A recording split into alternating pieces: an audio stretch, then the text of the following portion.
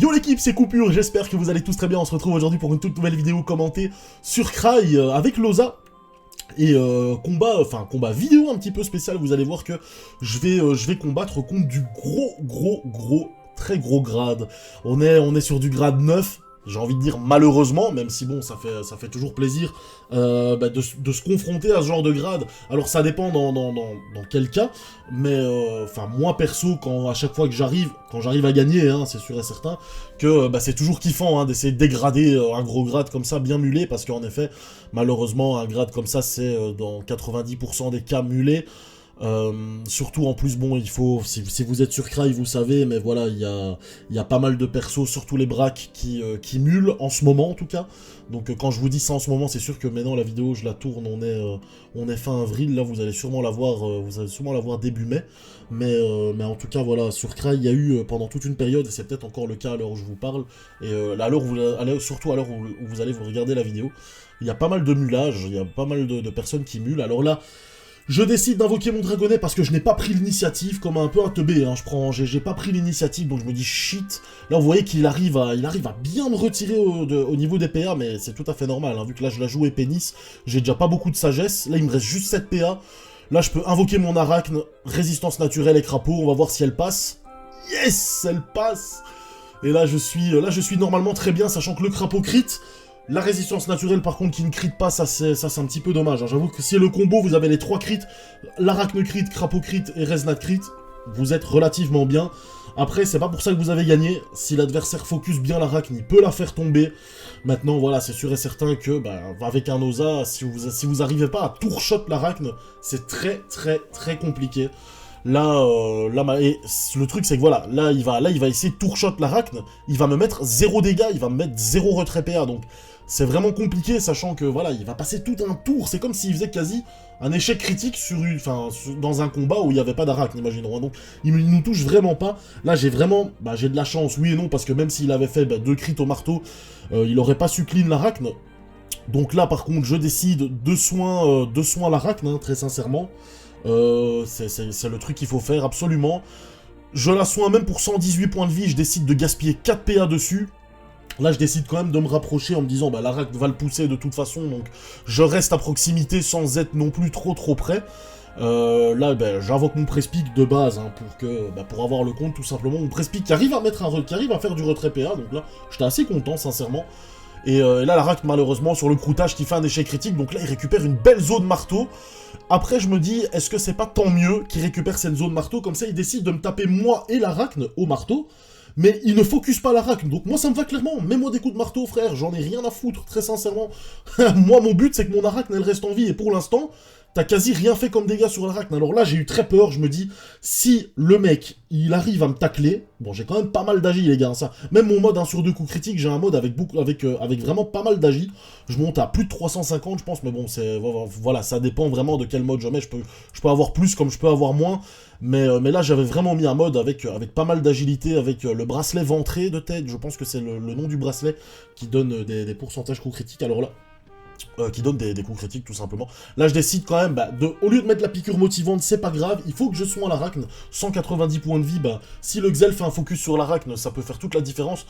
Là, le tour what the fuck de mes invocations, hein, le crack qui fait du retrait PA, le Prespic qui fait -2, les gars on est sur un Xelor, c'est assez insane. L'arachne qui arrive à le pousser. Donc là, le Xel qui commence à être vraiment dans le mal, hein, c'est très sincèrement. Là, je me dis, il faut que l'arachne tienne ce tour-ci, j'ai ma résistance naturelle et mon crapaud, mais il décide de full rall, donc du coup, là, j'étais relativement bien. Je me dis, à partir du moment où j'ai mon crapaud et ma resnat en plus, sur mon deuxième crapaud et ma deuxième resnat, je suis très bien. Donc là, il décide vraiment de mettre un focus. Alors bon, il fait un échec critique sur le ralentissement en soi. Il me reste encore 14 PA. Là, j'arrive à avoir une belle zone en utilisant le sort libération pour avoir les PM, les PA sur le crackler ainsi que sur l'arachne majeur. Là, je recrapaud et je re-resnat. Et là, je suis normalement très bien. Je vois que le gars il a pas grand chose, je me dis ok on va tenter le chaffeur qui passe en crit également, donc forcément vu que je suis 1 sur 2 à la rack, je suis 1 sur 2 au chaffeur, le chaffeur, magnifique, plus 3 PA à l'euphorie malsaine, donc là le crackler, c'est comme s'il y avait une deuxième piqûre motivante. Je suis normalement très très bien dans ce combat face à Lilady qui est quand même grade 9 avec un énorme bouclier ventail, hein, les gars, c'est un bouclier insane avec 3 lignes de pourcentage de résistance, je pense une ligne, je vous avoue, je ne connais pas exactement, j'ai jamais eu ces boucliers, je les ai jamais équipés, hein, forcément.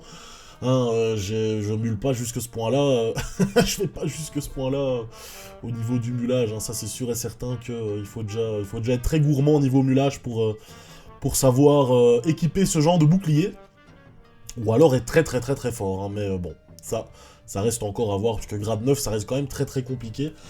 Là, bah, malheureusement, mon arachne qui ne sait pas, mon arachne ou mon crackler qui ne sait pas aller jusqu'au corps à corps, c'est pas grave, bon, je reprends des zones. Là, malheureusement, je fais quand même une petite erreur, je trouve. C'est que, tout simplement, je vais m'avancer beaucoup trop. Là, je pensais qu'il me restait encore un PM que pour pouvoir décaler. Malheureusement, non. Donc, je décide d'invoquer mon bouffetou pour éventuellement mettre dans l'état pesanteur. Mais voilà, malheureusement, là, ouais, le truc, c'est que je suis un petit peu dans le mal. Alors là, mon bouffetou arrive à le mettre dans l'état pesanteur. Mon arachne peut aller jusqu'au corps à corps. Donc là, je suis quand même assez bien. Je me suis dit, elle va tenter de prendre les dopos, hein, comme ce que toutes les arachnes normalement font. Mais voilà, elle l'a pas fait, c'est quand même assez bizarre. Vous allez voir que là, elle va le pousser assez loin. Là, je me dis, le Xel, il a une putain de zone, hein. Arachne, Crackler et moi. J'étais pas serein, là, je me dis, il va avoir une vraie zone, il va pouvoir se régénérer, etc. Sachant que là, je suis en train de vraiment prendre un bel avantage au niveau des points de vie, hein. Je suis à 2006, il est à 1008. Je suis bien dans le combat, bon je suis à 19 PA aussi, hein, donc là même s'il tente de faire du retrait PA sur moi, bah il est dans la sauce, hein, complet, avec le chauffeur qui passe en crit également, mais bon là il préfère prendre la zone avec le bouffetou et me donner des coups de marteau, donc récupérer un avantage au niveau, récupérer son avantage au niveau des points de vie, même s'il me reste encore un tour à jouer. Je décide de réinvoquer un deuxième press-pick, donc là voilà, il est grade 9, il sait toujours pas qu'il faut buter les press-pick. Ça commence à faire beaucoup, donc là je me dis, bah je vais pas tenter des coups d'épénis, ça sert à rien. Je vais quand même bah, mettre des coups de corps à corps. Là je ne détacle pas, donc j'ai pas trop compris. Mais voilà, bon. Il reste quand même un stuff avec une solo monk de base, je sais pas si c'est un mimibiote ou pas. Mon prespic qui fait du retrait, moins 2 PA, mon prespic, enfin, what the fuck, qu'est-ce que c'est que ces invocations qui font du retrait PA sur... qui font du retrait PA sur du Xelor, enfin j'ai vraiment pas compris. Là, mon crackler qui va pouvoir venir taper 3 fois, qui retire 2 PA aussi, c'est n'importe quoi. Le Xel, il est à 12 PA, j'étais vraiment, what the fuck. Là, malheureusement, oui et non, enfin, heureusement pour le Xel que mon Prespic n'arrive pas à retirer encore des PA. Et là, encore une fois, le debuff, le croûtage, l'arachne qui va vraiment pousser le Xel bien loin. Le Prespic qui reste à côté de moi pour une éventuelle zone marteau, bah non, vu qu'il fait un rollback. Donc là, il décide de vraiment s'éloigner de l'arachne, mais bon, il lui reste même pas 700 points de vie au gars. Donc moi, je me dis, bah, en vrai, j'ai mon crackler juste à côté, pourquoi me casser le cul? Je lui mets un tour full rocks, et mon crackler, normalement, le termine, bat les couilles de l'arachne, quoi. Donc, mais dans tous les cas, de toute façon, j'étais très bien, les gars. 1800 points de vie, on était 8, j'ai une arachne full boost. Ouais, j'ai toujours pas invoqué mon doppel aussi, hein, chose que j'aurais pu faire également pour avoir les PM sur l'arachne, donc je suis vraiment très bien. Là, je me dis, ok, bah, je vais lui mettre un tour full rock, c'est mon crackler, normalement, réussira à le terminer. Je décide quand même, vous allez voir, le full rock, hein, de base, même s'il a un gros bouclier, vous voyez, je tape même pas du 100 à la grille spectrale sans crit, hein, donc c'est quand même assez ouf. Et là, je décide quand même de full booster mon crackler pour être sûr et certain... Attendez, ouais, voilà, je décide de full booster mon crackler pour être sûr et certain qu'il le termine. Et là, il dit, hein, comment une arachne a pu sauver ton combat, bah, moi je vais lui répondre, vous allez voir, bah oui. Merci l'arachne, mais bon, c'est contre ton grade 9, mon gars, donc... ouais, merci l'arachne, bah, merci le mulage du grade 9, hein, pour avoir ton gros bouclier. Ouais, c'est comme ça, malheureusement. Ça, c'est un truc où, voilà, je pardonne pas trop, hein. Les petites remarques, merci l'arachne, bah oui, mais merci l'arachne. Merci ton grade 9 mulé, mon gars. Donc voilà, bah je vais vous passer au deuxième combat et je vous dis à tout de suite. On se retrouve pour le deuxième combat de la vidéo, combat contre un Kra. Alors, un Kra qui est déjà passé sur la chaîne. Et là, vous voyez que le Kra, bah, il est grade 10 ou grade 9. Enfin, voilà. Comme je l'ai dit dans le combat juste avant, bah, c'est les gars que vous avez vus, bah, Lilady et ce Kra-là font partie de la même guilde. C'est une guilde qui ont énormément de persos qui sont très haut gradés. Pas legit, hein, très clairement, pas legit du tout. On les a déjà bien vus muler un peu partout, etc. Bon, eux, ils utilisent la carte, c'est pour le perco, mais c'est les premiers à essayer d'aggro les gars quand ils ont des cibles faciles. Donc bon, on va quand même rester neutre, les gars, c'est pas, le but, c'est pas de trash talk le truc. Un petit combat contre un Kra, donc je me dis ok, j'ai l'initiative de base, ça fait plaisir, je la joue en 16-8 encore une fois, j'ai un peu abandonné le mode 15-9, tout simplement pour pouvoir donner 4 coups de corps à corps quand j'en ai l'opportunité avec les 16 PA. Là il décide de clean le bouffe tout, je pense qu'il a clairement raison, hein, c'est une invocation qui peut vraiment mettre dans le mal au niveau du placement, pour un Kra tout simplement.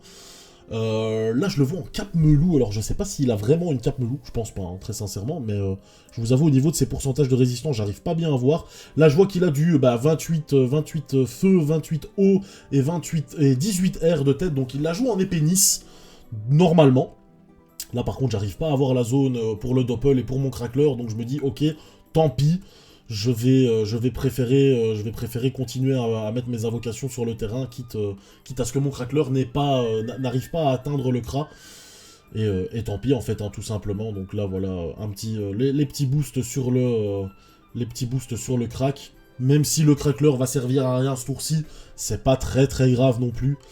Là, le Workmash qui pousse en plus le Kra moi j'aurais préféré qu'il le pousse forcément dans le bas de la map. Bon là il préfère le pousser dans l'autre sens.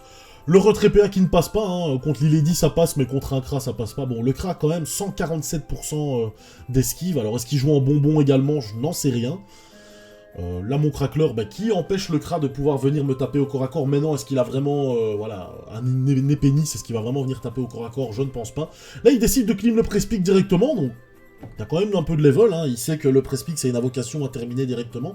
Là il a une très belle zone pour pouvoir se soigner un petit peu. Je suis toujours très bien dans le combat, il arrive pas à me voler un PM, donc ça c'est vraiment dommage pour lui, sachant que de base je suis quand même à 108% d'esquive. Il a quand même quasi 40% d'esquive en plus, mais il arrive pas à en voler. Donc là par contre vous allez voir que la zone ça va être du magnifique. Bon là j'invoque un bouffe-tout. En soi, si je l'avais pas invoqué plutôt, ça aurait pas changé grand chose, mais bon, en soi, voilà, j'arrive à avoir une très belle zone pour le boost dommage, j'arrive à avoir une très belle zone pour mon... bon, là, j'ai malheureusement pas grand chose à faire, mais j'arrive à avoir une regardez, la zone magnifique pour le doppel, c'est vraiment une des meilleures zones qu'on puisse avoir pour le doppel, c'est celle-là, quoi, donc c'est vraiment... je pense que c'est la meilleure zone qu'on peut avoir, hein. Un bouffe-tout, un crackler, un bork, et les PM, les pourcentages de dommages, et les dommages fixes, donc ça fait toujours plaisir. Là, j'ai normalement mon boire qui va, voilà, commencer à taper un petit peu. Bon, une éclair en série à 63 dommages, ça fait pas grand-chose. Par contre, le crackler, qui, normalement, le tour prochain, si le Kra ne le termine pas, mais bon, comme il a pas de corps à corps, il a une épée Nice, il sera pas le terminer, normalement. Et là, voilà, je vais l'avoir avec mon deuxième crapaud, ma deuxième résistance naturelle. Et là, ça va commencer à être très compliqué pour le Kra de savoir terminer le crack, et donc du coup, de savoir me faire beaucoup de dégâts, parce qu'en soi, le crack, qui je le rappelle, donne quand même des pourcentages de résistance. Donc au final, même si Loza, c'est de base pas un perso qui est très tanky, avec le crackler, ça le devient. Donc là, le move basique, hein, le move basique avec la petite libération qui permet au crackler d'atteindre le Kra. Là, je me dis, je vais peut-être pas mettre la résistance naturelle, je sais plus si je la mets ou pas, sur le crackler. Je mets une petite carotte devant moi pour éviter qu'il me fasse du retrait PM assez facilement. Et là, une petite maîtrise de l'épée de base. Je suis très bien dans ce combat. J'ai 10 PM, donc là, je vais commencer... là, il commence à être un petit peu bloqué, hein. Il a déjà fait le tour de la map, il commence à être bloqué dans ce coin de map, sachant que j'ai mon crackler qui va savoir arriver normalement corps à corps, si je dis pas de conneries. Bon, mon bouffe-tout a 38 points de vie, donc là il va pas servir à grand chose. Mon bork qui va pas servir à grand chose non plus, voilà.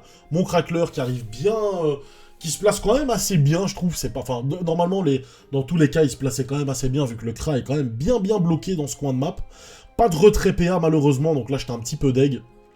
Mais bon, voilà, ça reste tout à fait convenable. J'ai les pourcentages de résistance. Là le Kra qui va tenter, de faire du clean invoque. Là, à chaque fois, une flèche ralentissante, ça me fait bugger de ouf. Mais bon, c'est comme ça. Il décide de pas clean mon Dwarf Mage. Bon, ok, d'accord. Il lui a mis sa flèche punitive dans la tête et il l'a pas terminé. Ok, il aurait peut-être pu éventuellement le terminer pour 5 points de vie, mais bon, c'est pas très grave en soi, vu l'utilité de mon Bork Mage. Là, je suis très bien, moi, au niveau des points de vie, comme vous le voyez, donc je peux me permettre de prendre des risques, de m'avancer sans trop bloquer les lignes de vue, vu que je suis quand même relativement bien. Je peux encore booster mon crackler. Prochain tour, j'ai les PM pour le crack, et donc là, je me dis, ok, bon, j'ai pas la PO que pour pouvoir le taper à la grille spectrale. Et là, je me dis, ok, c'est bon, c'est parti. On lui met un petit tour full corbeau de toute façon. Autant essayer de prendre l'avantage au niveau des points de vie dès que je le peux, sachant que je l'ai déjà très très bien dans ce combat. Hein. J'ai plus de 1000 points de vie en plus que lui, sachant que j'ai mon crackler qui doit encore venir taper, mon Bork également.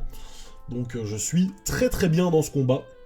Un petit combat assez propre hein, avec Loza, sachant que je le rappelle, hein, ils ont quand même un très très gros bouclier hein, contre moi, mais sort de Rox direct, donc les griffes spectrales, les griffes cinglantes, les corbeaux, même les frappes du crackler font pas beaucoup de dégâts face à ce genre de bouclier. Donc c'est assez délicat, hein. Même mon épée loponaise hein, que j'ai équipée, elle fait pas énormément de dégâts, sachant que ça donne quand même je pense des pourcents de résistance hauts, également, mais je suis plus sûr. Ça, je vais pas dire de la merde. Je sais que s'il y a feu, ça, je suis quasi sûr et certain, mais j'ai pas trop envie de dire de la merde, donc je vais aller me renseigner pour la prochaine fois. Je vous l'ai dit, hein, c'est ce genre de bouclier, les gars qui sont grade 9, ils ont peut-être l'habitude de l'équiper, mais j'ai jamais été grade 9 de ma vie, donc je vais pas vous dire de conneries, je sais pas l'équiper. Là, vous allez voir un move qui va un petit peu me casser les couilles.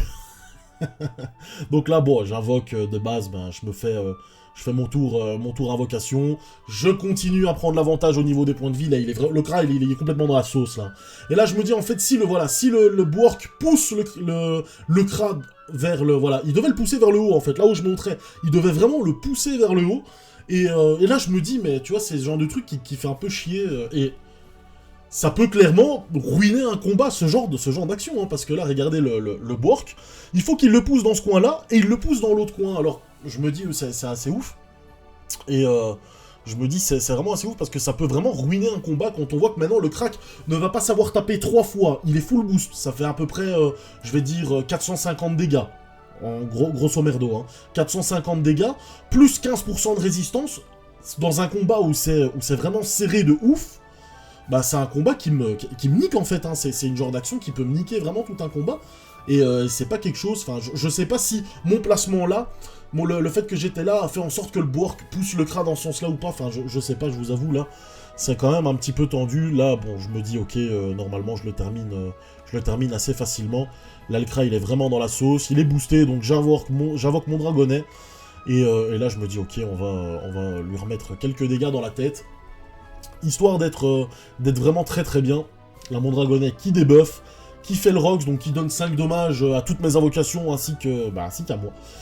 Donc je suis très très très très bien. Mon crackler qui va pouvoir normalement venir taper au corps à corps ce tour-ci. Mon doppel, bon, qui me booste moi, bon en soi, voilà, et là il décide de quitter. Et le gros dégrade qui fait mal, il était grade 10, hein, je pense, il était grade 10, c'est le gros dégrade qui fait mal.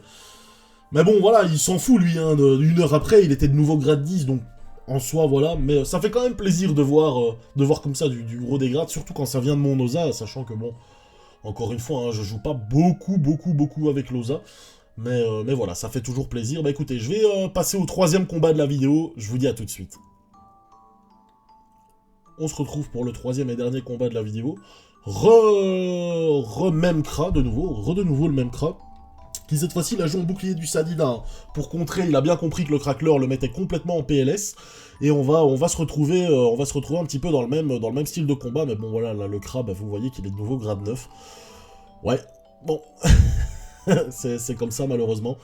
Et le tour basique d'Oza, dès qu'on arrive contre un Kra, hein, on invoque le bouffe-tout, on invoque le crackler, faire en sorte que les deux puissent taper au corps à corps. Là j'ai de la chance, j'ai écrit sur la Resnat, hein, qui me permet vraiment d'avoir le crackler qui monte à plus de 1000 points de vie, ce qui peut vraiment faire la différence, hein. Des fois ça se joue vraiment à quasi rien.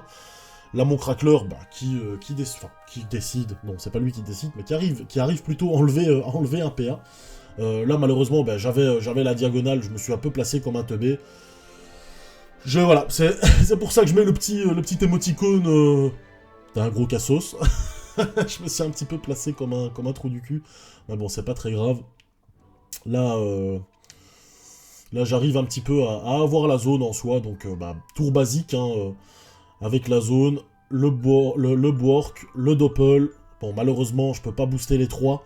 Le Bwork, le Crackler et le Doppel. Donc, j'essaie de booster bah, le Crackler avant tout. Donc, je pouvais booster que le Crackler et le Bwork. Hein, je pouvais pas booster le Crackler et le Doppel. Donc voilà, sachant que maintenant mon Crackler il est en 11 PA, 11 PM pardon.